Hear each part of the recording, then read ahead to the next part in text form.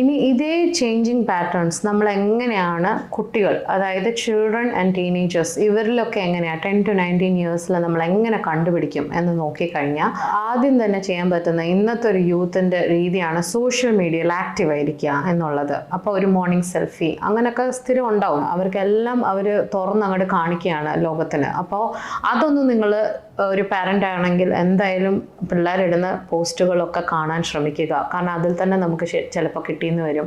അവർ ഭയങ്കര സാഡ് പോസ്റ്റുകൾ ഇടുക, അല്ലെങ്കിൽ മരണത്തെക്കുറിച്ച് കൂടുതൽ ഇങ്ങനെ ഭയങ്കര അടിപൊളിയായിട്ടുള്ള ആരെങ്കിലും എഴുതിയ ഒരു കവിത ഇങ്ങനെ ഇടുക, എന്തും ആകാം. പിന്നെ സ്കൂളിൽ കോൺസെൻട്രേറ്റ് ചെയ്യുന്നതിന് പ്രശ്നങ്ങളുണ്ടെന്ന് പറഞ്ഞ ടീച്ചർ പറയുക, അല്ലെങ്കിൽ അവർ നല്ല പഠിച്ചുകൊണ്ടിരുന്ന കുട്ടി ഭയങ്കര മോശമാവുക എന്നൊരു സിറ്റുവേഷൻ ആണെങ്കിലും നമ്മൾ കൂടുതൽ കെയർ കൊടുക്കണം. പിന്നെ നമ്മൾ അവർക്ക് ഏറ്റവും ഇഷ്ടമുള്ള ഫുഡ് ഉണ്ടാക്കി കൊടുക്കുമ്പം അവരത് വേണ്ടാന്ന് വെക്കുക. പിന്നെ അവരെ തന്നെ മുറിവുപെടുത്തുന്ന കാര്യങ്ങൾ, റിസ്കി ബിഹേവിയേഴ്സ് അവർ ചെയ്യാൻ നോക്കുക.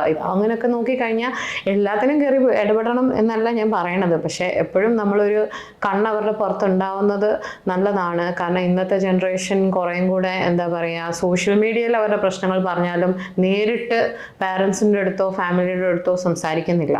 അതുകൊണ്ട് നമ്മൾ ഇത് കണ്ടുപിടിക്കാൻ കുറച്ച് നല്ല ഡിഫിക്കൾട്ടാണ്.